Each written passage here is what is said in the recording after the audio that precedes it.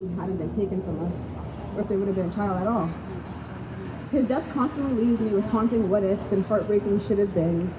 Although, and through it all, one thing never changes. I love my brother, and I will always fight to keep his memory alive. Although people tried to tarnish his name to reduce him to something he wasn't, they didn't know him, not like we did. What was written on pen and paper didn't come close to capturing the real Burrell. He was kind, he was full of life, he had the most infectious smile that could light up any room.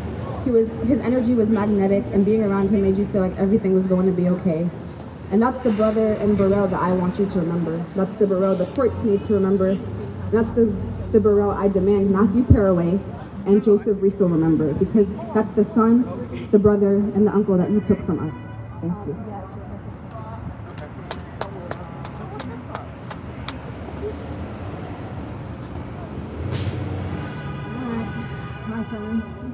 Good afternoon, everyone. Thank you for being here.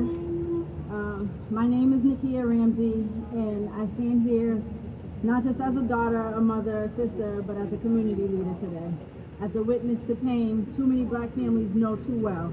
I stand beside my own mother and sister who has fought for over a decade for justice after Boston police killed her son, our brother, Burrell Ramsey White, in 2012. It will be 13 years this August. 13 years. And still no justice. No answers, no accountability. But our story is not isolated. It is a reflection of a national crisis. According to Mapping Police Violence, in 2024 alone, police killed 1,247 people in the United States. That's roughly 3 people every day. And the numbers tell a clear story. Black and brown people are nearly 3 times more likely to be killed by police than white people, despite being less likely to be armed. Here in Massachusetts, we are not exempt. We must stop pretending that systemic racism ends at our borders. The trauma lives here, the grief lives here, and the inaction, it lives here too. That's why we created Better Opportunities, to fight back with purpose, to support the mothers, the fathers, the children left behind, to ensure our communities are not forgotten, to demand better, to be better. We are not here for pity, we are here for policy. We are not here for silence, we are here for solutions. Right.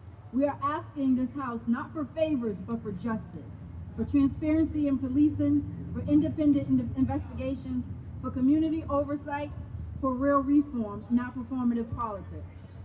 We want to live, we want our children to grow up without fear, we want our loved ones back. But since we can't have that, we'll never stop fighting in their name. Thank you. Yes. Right.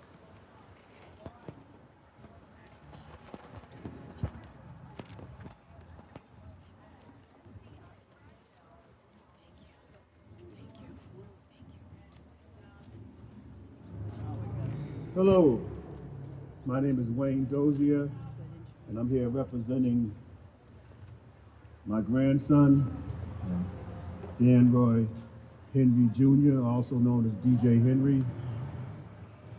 DJ Henry was shot and killed by police in Pleasantville, New York, 15 years ago, and it was a brutal murder that was done after a football rally party, and he was killed by the police.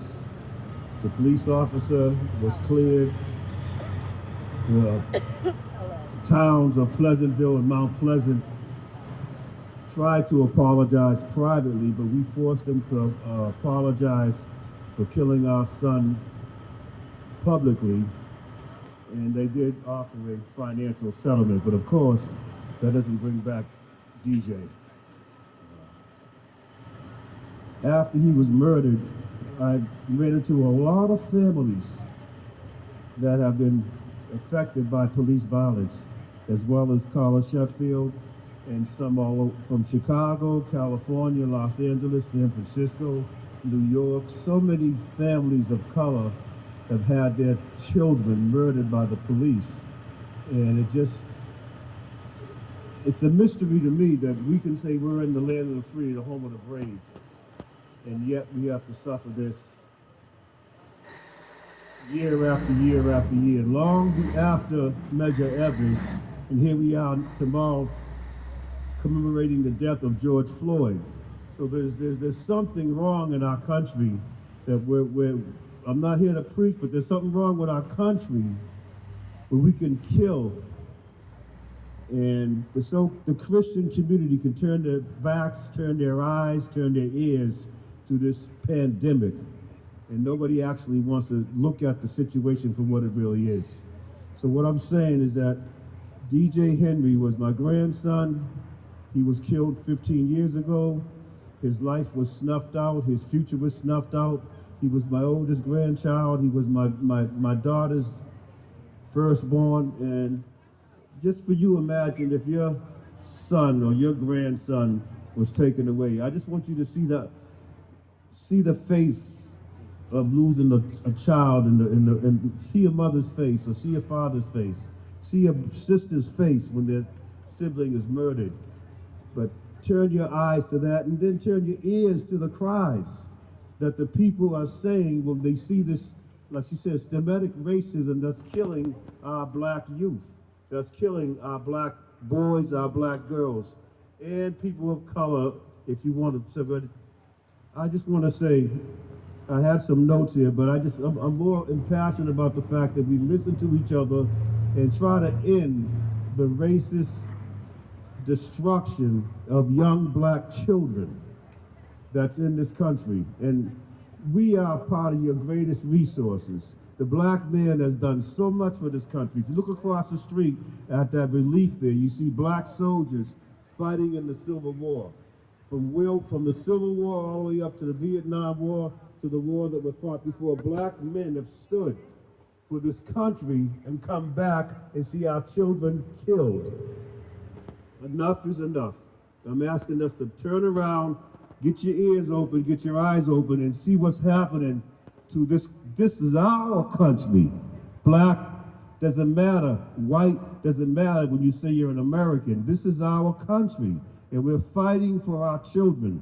So I'm asking that America turn around, open your eyes and open your ears and see what's happening. I want to thank this organization to come forth. This is Lynn Courier that put this all together. Okay, so we want to appreciate her, but at the same time, all these families that have lost loved ones, we're united together in this. Thank you. Yes, Squatus Solutions. I've been doing this for 18 years, and we go way back. This is our third or fourth press conference since DJ died and George died. We have another person that lost a loved one that wanted to speak, or we want her to speak. Jen Root Bannon, right? Jen Root Bannon, and she's going to tell you a little bit about her experience with her brother. I'm Jen, and my brother, Justin Root, was shot 31 times while he was on the ground, covered in blood with nothing in his hands. His eyes were rolling in the back of his head. It all started at Brigham and Women's Hospital, and it was escalated every step of the way. They shot 15 bullets down there and 31 in Brookline. That's 46 bullets. It didn't need to happen, and it shouldn't have happened. And we lost our civil suit. Why? Because of qualified immunity. Why? Because they investigated themselves. We will never get to truth and transparency as long as law enforcement is investigating themselves. There's something deeply wrong with that. The First Circuit Court gave them qualified immunity because their assessment was a reasonable officer.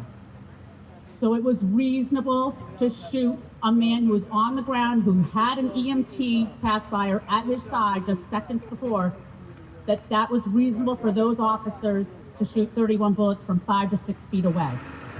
That's where we're at. That's reasonable. I want to know what is not reasonable, because now I know the sky is the limit. And I want to make sure that everybody knows this affects every single person. All of you, everyone, people you love. A lot of people struggle with mental illness, and there's a freaking tidal wave coming across this country. Right. And if we have police coming into circumstances and escalating and not there to help our community members, we're at war. We're at war. Right. They cannot investigate themselves. That needs to change here in Massachusetts and across this country. Thank you. All right.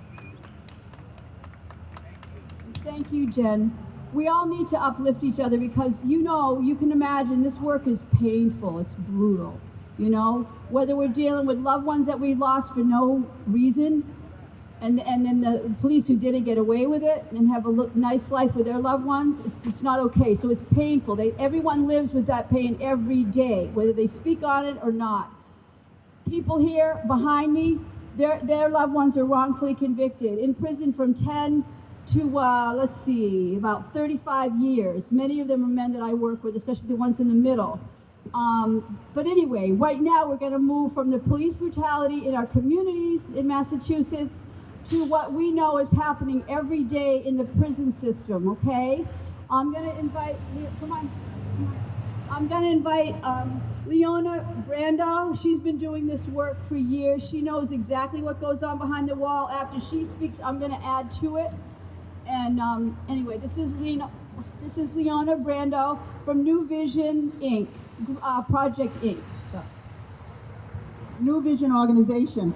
We were doing national work since 2004, and now we're doing work in Massachusetts for the first time offenders serving life and life without parole for a first offense. I'm originally from Cape Cod. I lived in Osterville. I was blessed. But I want to say one thing. I was in Florida one time, and I went in a store, and the lady said to me, I was asking what the taxes were. She was very ignorant. She was very rude. So when I came out, I was telling some brothers outside the store how racist she was. They said to me, where you come from, it's even more racist because they smile in your face and they stab you in the back. We know where we stand. One of the things I want to talk about today is that we have an epidemic in this country of mental illnesses and addiction. They're using the prisons to house these people. The prisons do not have the professionals and the experienced medical and mental health providers that they should have. We have a high rate of suicide in the prisons in the United States and in Massachusetts. We also want everyone to know that Massachusetts is one of the very few states that have the lowest amount of incarceration in the country. Massachusetts, you look on the internet. Yet, we have correctional officers and officials that are claiming that they don't have enough staff. I want to say one thing about the prisoners. They're being denied prison programs. They're being denied medical programs. And WellPath, one of the worst contracted providers who just lost their contract in Massachusetts recently, has over 1,700 lawsuits filed against them across the country because there are many prisoners who have died on their watch, and there are many prisoners who are permanently disabled because of it. Our legislative members have the power to make it law that the media be allowed to go into the prisons, because right now the media is reporting one-sided stories. They're not reporting everything that goes on behind these prison doors. We hear about these riots in Bristol County. We hear about these riots at Susan Baranowski.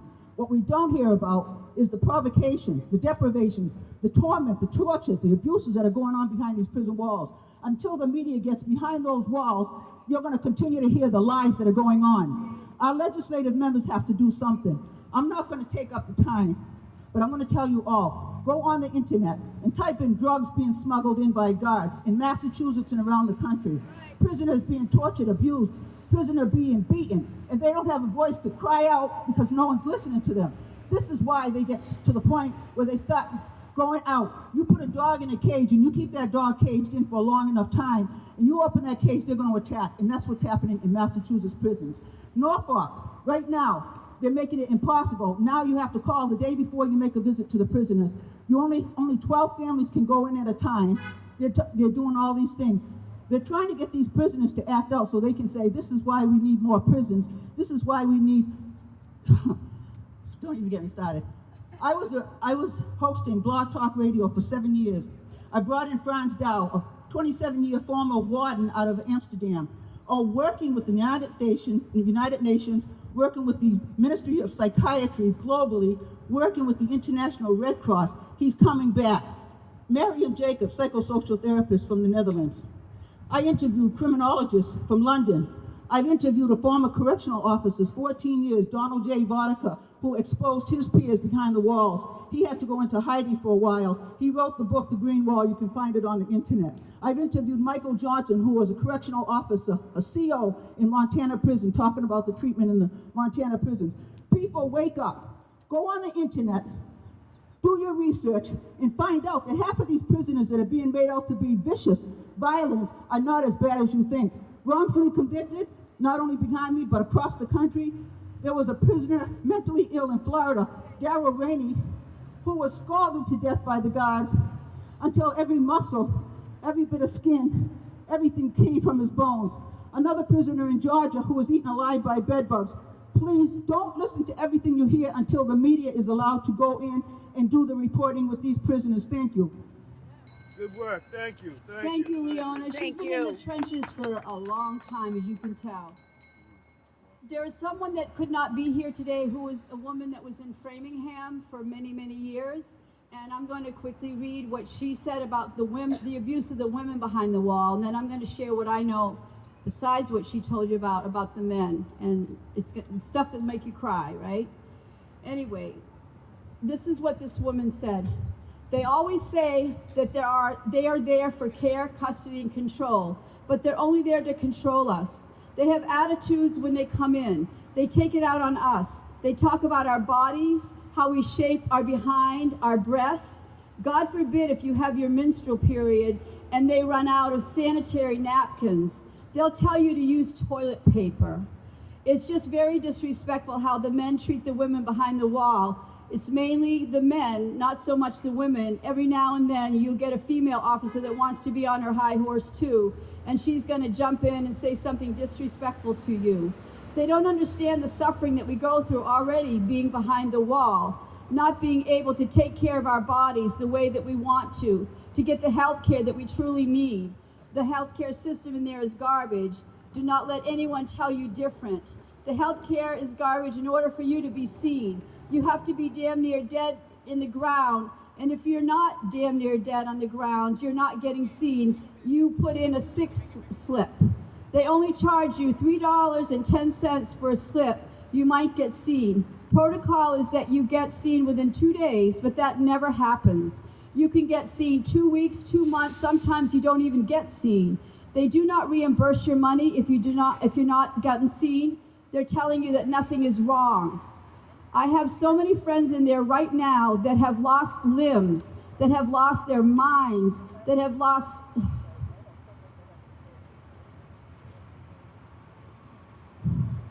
certain parts of their body because of the healthcare system. I myself have had 2 surgeries since I've been home because of the neglect inside the prison. I still have a long way to go because of the neglect. They do not care for the women. Women are caregivers. Women are holders. Women are people that love and respect each other and other people. If it wasn't for us, the men wouldn't even be here. That's why I don't understand why they treat us so badly.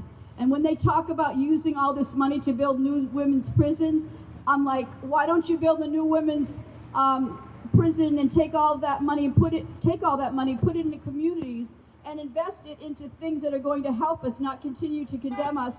No woman's free, freedom, free them all. She's part of the free women movement. Powerful woman. Okay, I'm going to share with you a few things and then we're going to move on to wrongful convictions, but I have to add to this. As I said, I've been doing this work for 18 years and I did it because I was trying to stop the youth violence in Boston. And a lot of men, especially lifers, reached out to us in the community. People even like John Kerry's aides and bless his heart, Mel King, who's passed, and Chuck Turner. We all went into the prisons to meet with these men, these wonderful men, and sat around a table. How can we help stop the violence? They're like the missing link. What happened was, we saw quickly how the COs, most of them racist white guys, were resentful of these very intelligent, strong, caring, and spiritual black men. So what they would do is they would start to frame them, and we say lug them. They would put them in segregation, which we all know is torture, right? It's a proven scientific fact that your mind starts to go after about 4 days. When I say go, you get more and more unstable. Some people handle it better than others. But anyway, we formed a group and we went after the DOC. We had phone calls flooding the governor's office and all different things. And we got really good at getting these men out of segregation. But what happened was I kept working with men that were being harmed, okay, as well, like physically harmed, mentally, mental cruelty, beaten up, the whole bit. And I've seen everything. And I have witnesses. I will not say anything that is not something I can back up with witnesses and proof. It's not inflammatory. It's the reality of what people are doing behind these walls on our tax dollars. If they don't like someone, they make up a fake reason to put them in segregation for months and months and months. DDU, the really extreme places, well, they renamed them because of pressure, but they're doing the same brutality, keeping people in those tiny cells, being verbally and emotionally and mentally abused every day by these nasty. A lot of these COs, I'm sorry, but they're mentally ill. They have some really serious sick problems, and they need to be taken out of the system. But anyway, the men, they deal with that, the isolation, which again is torture every day, every minute. Right now, there's hundreds of them sitting in these in these cells. They also, if you heard about Susan Baranowski, the racism is outrageous. It's not even hidden. After there was an assault on a CO, who, you don't hear about this, but this CO would go around and call people the N-word or whatever to poke the bear, which is what Leona alluded to. They want these guys to get upset so that they can get more hours, more attention, more staff, whatever. They want to keep fueling the machine because it's a machine. It's modern day slavery. That's not a joke. But anyway, there's 150 men that were beaten while they were handcuffed. They were stripped, thrown down on the floor, handcuffed, kicked, beaten, dogs sicked on them by the COs, okay? The COs that are supposed to help them get back into society because the majority are coming home. These men were virtually all, if not all, Latino and Black. They filed a lawsuit with Prison Legal Services, 150 men. I just helped one of them come out of a suicidal state. I met him once through his girlfriend 2 years ago, and he emailed me out of nowhere, and he started talking like he was gonna kill himself. You can only imagine what that felt like. And he said, Lynn, I'm emailing you because I know you have a heart. I know you care about us. So I helped him get out, and now we're kind of friends. You know, I'm like a sister to these men that I've been helping. But this is the kind of stuff. I've had 3 men that I work with in the last year suicidal. One of them here, he's gone through a lot. I had to email him quotes from Malcolm X every day.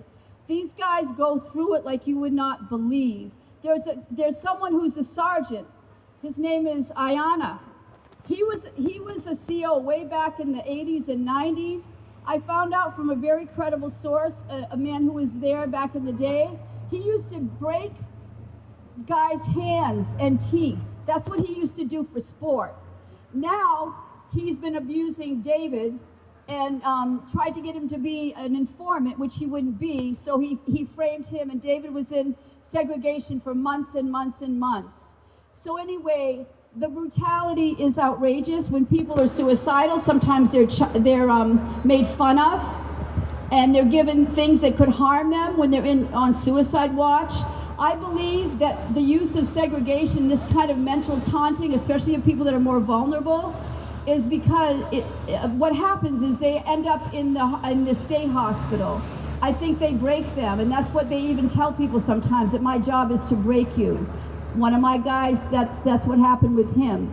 Anyway, I won't go on about all the abuse, but just know it's real and it's urgent, and we really need to do something about it.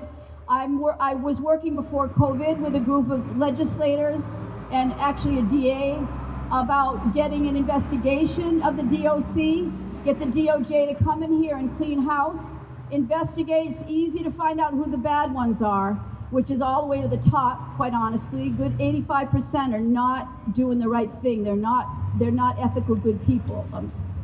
Anyway, so we're working on that. That's what we want. We want an investigation and to get rid of the ones that we can prove are the biggest abusers.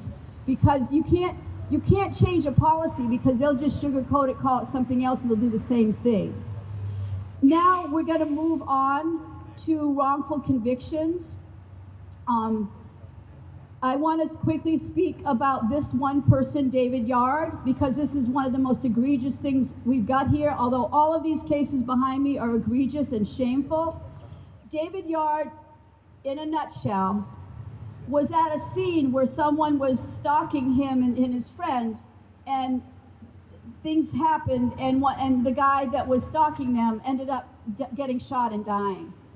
David was framed by DA Dan Conley, and I'm saying that because I have proof of it. I'm a filmmaker. This is what they did. And I've talked to 3 of the jurors, and they confirmed it. What they did was they took the surveillance tape that showed when the shots went off, David was ducking, but they didn't sync up the sound, the shot spotter sound. So the jury's just listening to all the stuff they're saying, which wasn't true, and they never sunk up the voice, the sound with what you're seeing. So you couldn't prove that David was innocent when the shots went off. That shows that he did not do it. He couldn't have physically done it. He was literally just stepping to the side when the shots went off, and we know who did it. He was on the other side of this column that the young people were hiding behind because the guy was acting like he was going to shoot them. He showed his gun. Long story short, David's been fighting this for years. He finally hired me because I get campaigns going and I talk the talk like I am today. D.A. Hayden, I'm going to call him out today. D.A. Hayden of Suffolk County has seen this millisecond with the shot spotter that shows David's innocent, and he is pretending he does not see it. His whole staff in his DA's office, every single one of them is going along with him because they don't want to open up this can of worms. Not just that David was framed, but that the kid who actually did it, we believe we have proof, he's a confidential informant. That's what they do. This is what the DAs do. This is how they get a lot of people behind the wall, is they want a body. They see a few kids, they grab 1 or 2 that'll be informants, and then they pin it on the other one so it looks like they're doing their job. This is really, really important for the public to know, okay? Anyway, I'm gonna now bring up Jabir Pope. Where's Jabir? Oh, come on down. And actually, just 1 second. Why don't you, Jabir, I'm gonna let him look over real quick. You wanna come? Yeah, I'm sorry, Jabir, because I want you to be able to sing after. So you come, please. Sorry, we have one man that came I didn't know, and I just met him. He just got exonerated after 44 years, and then Jabir will come. You want to just introduce yourself in just a couple minutes? Go ahead. Good afternoon, ladies and gentlemen. My name is Hank Houghton. I spent 44 years in prison for a life sentence before I was exonerated through DNA evidence and sworn recantations. I filed 8 motions for DNA testing based on the DNA evidence, as well as the sworn recantations in my case. 7 of those motions were denied. It wasn't until the state passed the DNA law that the 8th motion was approved. I was released 3 years ago. I was just out of Vietnam when I was arrested. My military service was used against me. And I have to second what everybody says about the Department of Corrections. They call it the Department of Corrections, but it should be the Massachusetts Penal Colony, because corrections has nothing to do with it. And everybody needs to learn to do that. Let's also remember our other incarcerated veterans. Many are also wrongfully convicted. And I ask now that it's the Memorial Day weekend, that you all remember our POWs, MIAs, and KIAs. Thank you, guys.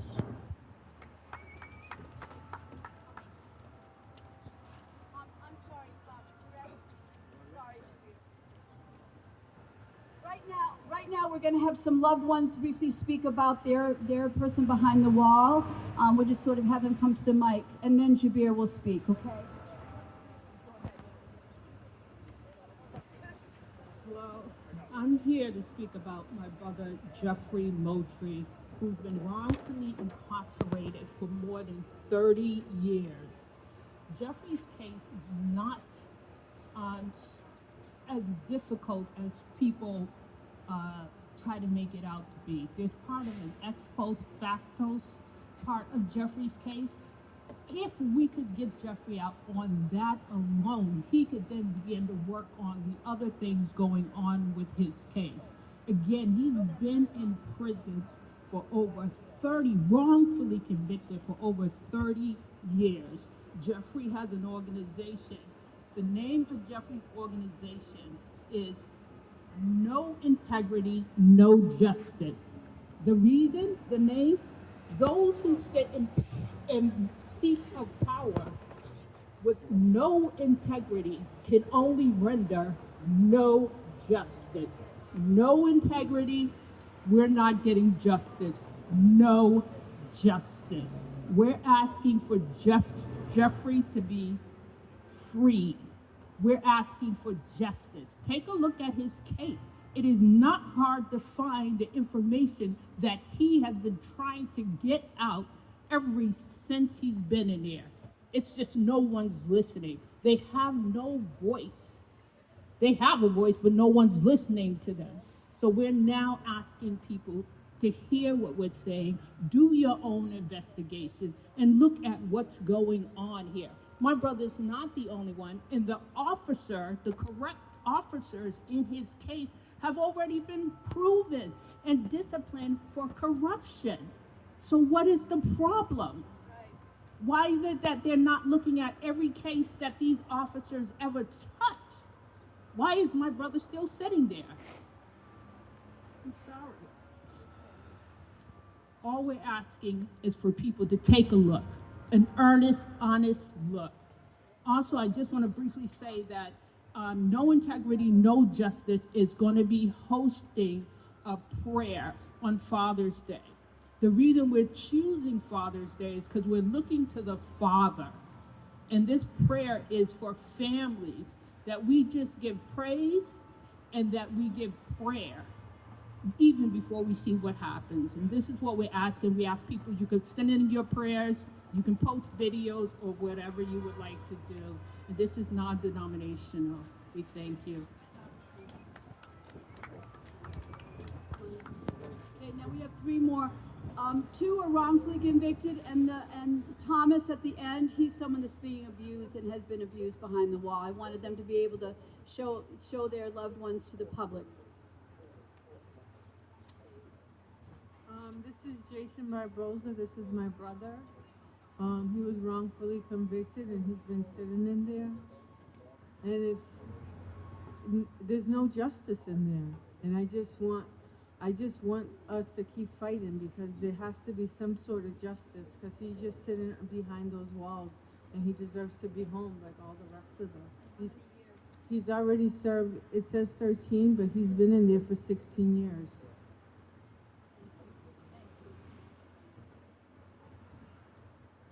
Hi, my name is Angel.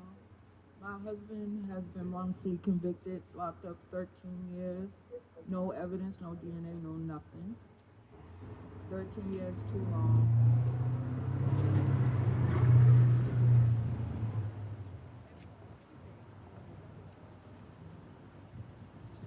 Hi, I'm just talking on behalf of my son Thomas, and I just want everyone and also the public to be aware that being in prison and being an inmate is not fun and glorious as some may think.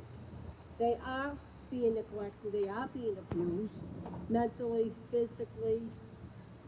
Corruption as well is in the walls, and some, the fish rot from the head down. And they all work hand in hand, and there's a lot going on behind the walls that we are not all aware of, because we don't live behind those walls. We only see and hear what people tell us, and we believe what they tell us because we don't live it. But to be a family member, to love somebody that is behind the walls, to see them suffer, to know what is going on behind them walls, there's no protection, there's nothing you can do to help them, then yes, there's a problem. Because they don't have a voice, we are trying to advocate to be their voice, and we are not being heard as well. We can write letters, we can demand things, we want changes, but who hears us? Everything's swept under the carpet, and all the protection is for the CEOs or the government or the police. But you know what? They're humans as well.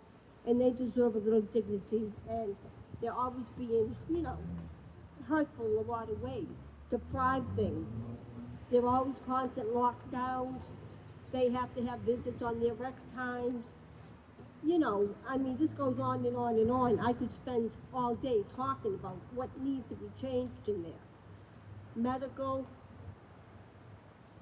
visitation, level A. I mean, I can go on, as I said, but I'll leave it here. But I just want you all to be aware that we need to be their voice because they have no voice. Thank you. Thank you, everyone. And we, you know, we care a lot about what you're going through and your loved ones are. Now, Jabir, thank you for your patience, mister. Jabir, you want to explain? You want me to introduce what you've been? Jabir was wrongfully convicted with his best friend and co-defendant there, Albert Brown, for 38 years. 38 years, okay? Just like our friend here. Over that amount of time, into the 40s, 44 years. So Jabir's going to talk about his experience. They're both exonerees. All the men here are exonerees. And then he's part of a singing group called the OGs. And I think they started singing before when they got framed. Totally innocent young men, you know, living their life. They got framed. They started this group called the OGs. Was it the OGs back then? Yeah, they weren't old back then. They're not old now, but anyway, they certainly don't feel it like the rest of us. But anyway, they started a group, and then behind the wall, they continued, and they became like the stars behind the wall. Everybody knows and loves them for the kind of men they are, but also they would entertain when people were down, and they created many songs. They wrote many songs, but one is called Freedom, which after Jabir speaks, they're going to sing. We've got 3 members here right now. Okay, so here's Jabir Pope. Thank you, Lynn. 5 years ago, I, like the rest of the world, watched George Floyd come to the end of his life on national television. And like the rest of the world, I was outraged, but I was not surprised, because I too had been a victim by the police. As Lynn pointed out, I was wrongly convicted, spent 38 years in prison for something that God, in an honest examination of the record, will witness that I did not do. The damage that was done to me and my family is irreversible. I lost 2 sisters to COVID while I was inside. I lost my mom's to cancer, who fought by my side until she passed, trying to free me, and never got an opportunity to see me come home. The only organizations of society that has shown me love since I've been home has been, surprisingly, Fox News and the Globe. The Globe did a story on me when I came home that won an Emmy. That's how outrageous it was. And so the damage to my life and that of my family, like I said, is irreparable. And I was inside with many of the other brothers that you see on these posters as well. At this point, I would like to be joined by 2 of my brother OGs, and by the way, the OG stands for Original Gentleman. Right. And this particular song was our anthem in prison, written by this gentleman here, Mr. Albert Brown, who was my co-defendant. All right. So we hope you take the words to heart. Brother, brother, brother, sister, sister, sister. Ooh, yeah. Let's all make a stand and strive to break free from all the things that enslave us. Brothers, can't you see? Can't you see? The birds fly high up and free. Anguish feelings inside of me. But right now I'm feeling so bad about what's going down, going down. So I cry freedom, freedom, freedom today. We cry freedom, freedom, freedom today.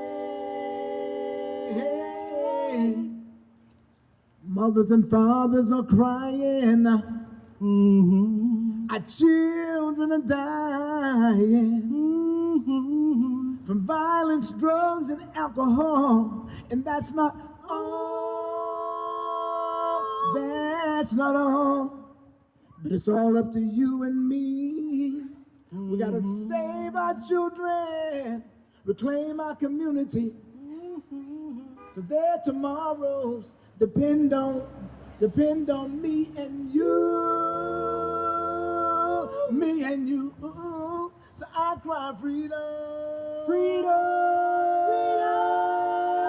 freedom today. We cry freedom, freedom, freedom today.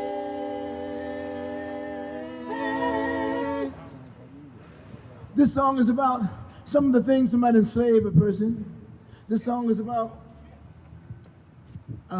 drugs, alcohol, anything that might keep you from striving to be the best you can be. That's what this song is about. Releasing yourself from anything that tries to enslave you. Anything, anybody. And we hope you will share that with the rest of the public. Thank you very much for taking the time to come out and cover this. Nice, nice. it's better with the music. And it's cold for there, most important. It's better with the music. Now we're going to wrap. We have two more great people that are going to wrap it up. Devon, you want to come? This is Devon McNeil. He's formerly incarcerated. He's come home and he's going to uplift us, and then Selwyn's going to bring us home. But Devon has Not on My Watch mentoring, and he's just done an amazing thing. Started from scratch, and he's got a nonprofit now. I'm going to stop talking and let him talk. But this is Devon McNeil. Peace. How y'all doing? Like Lynn said, my name is Devon McNeil. But before I begin, there's something I promised my mother that I would do. 1, 2, 3, 4, 5, 6, 7, 8, 9, 10, 11, 12, 13, 14, 15, 16, 17, 18, 19, 20. That's how many years I spent in prison. Like many of these men that you see behind me, I fought hard to get here today. But my fight is and was a little different. 25 years ago, a young man lost his life. And I was found guilty of taking that young man's life. 18 years ago, I met one of the greatest men alive, who is also right now sitting in Norfolk State Prison. He goes by the name of Ricky Fuquan McGee. Without that man, I would not be standing here today. I never had a father in my life. Ricky Fuquan McGee became my father figure while incarcerated. This man looked me in my eyes 18 years ago and told me that I was great and I could overcome all of my challenges, but I had to remain focused on the goal, which was getting out.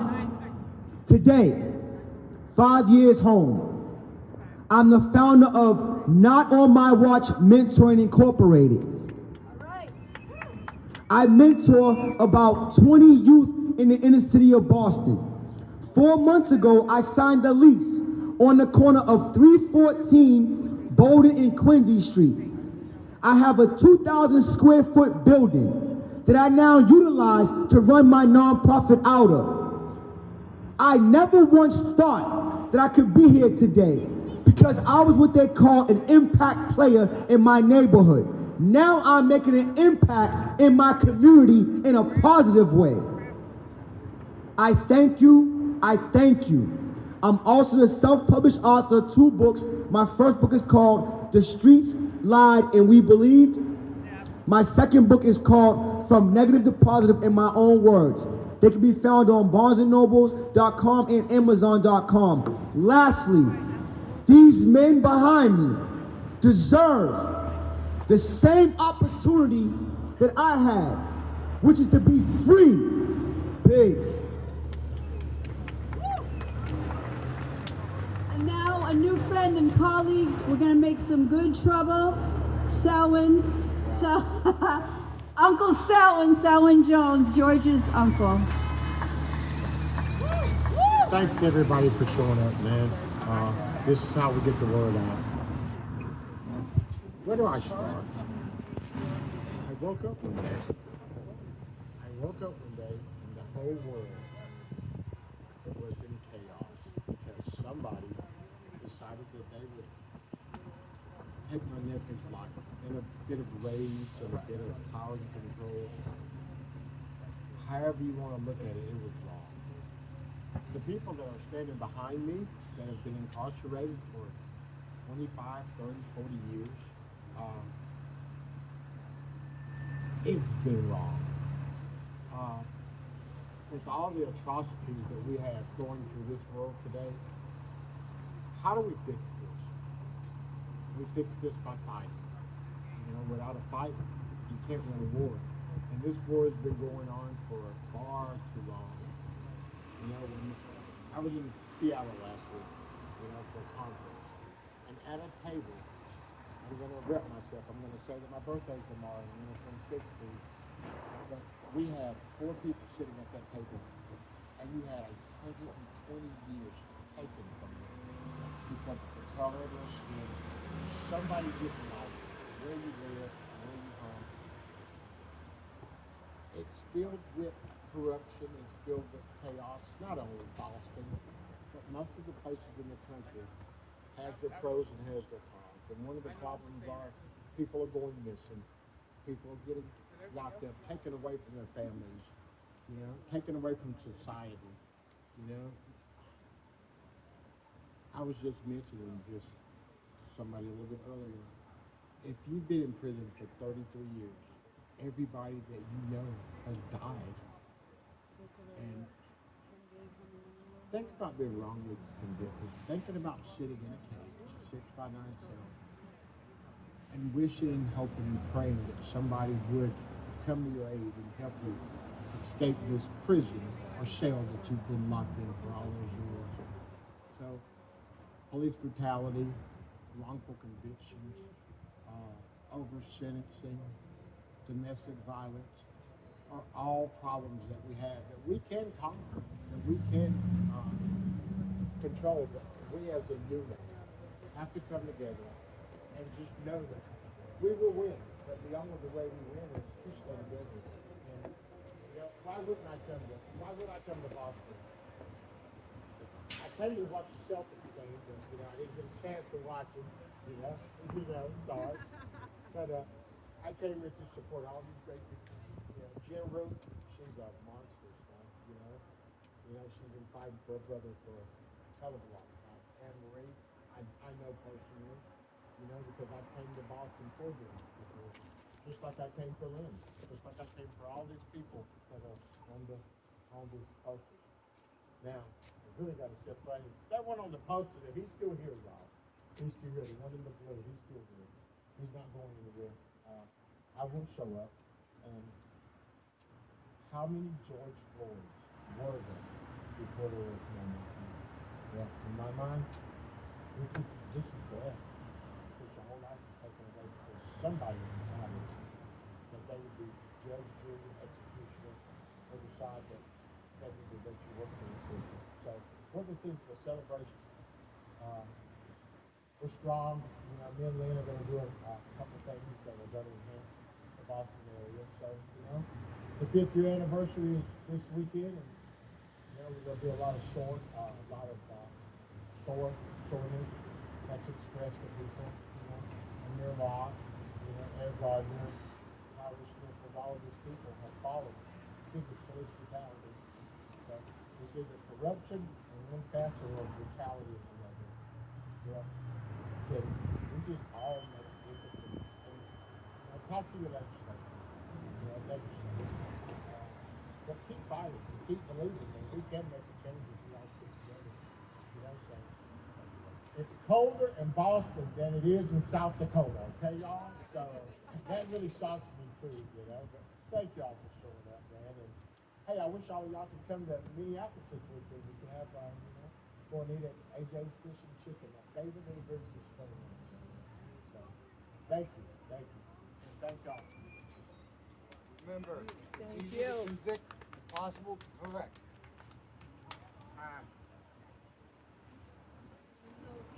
So thank you all for coming. We're gonna take a big group photo real quick. Okay, if everyone wants to jump in, please everybody. Anyone who wants to be here. Thank you for coming out. If anybody wants to talk for a minute with me, yourself, or any of the folks here, please do. Thanks for all. Thanks for all.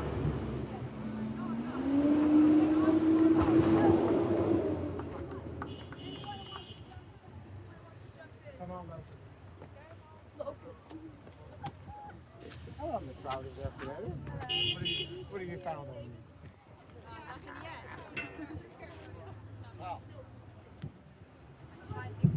Oh, yeah. I need a card. You're my pal.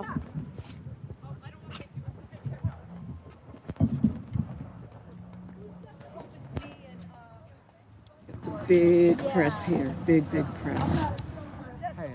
That's what matters. Gioretta, who's got the one with Corey and I? Oh. Can you keep that up? Thank you. Can you keep, oh, you got that. Yeah. Sorry. Can you do both though? I don't want you to. No, not him. It's the one with me and a guy. Oh, you got it. Okay, we're good. We're good. Gioretta, don't worry.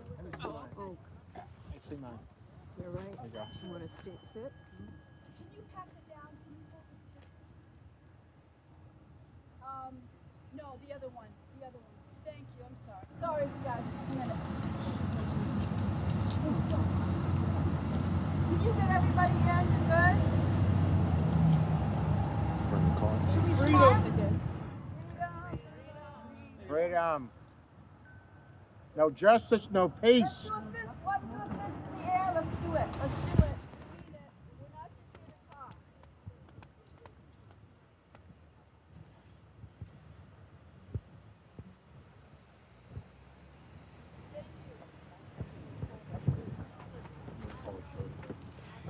Thank you very much. And everyone that came to support. You know it. You too. Got that card? How are you?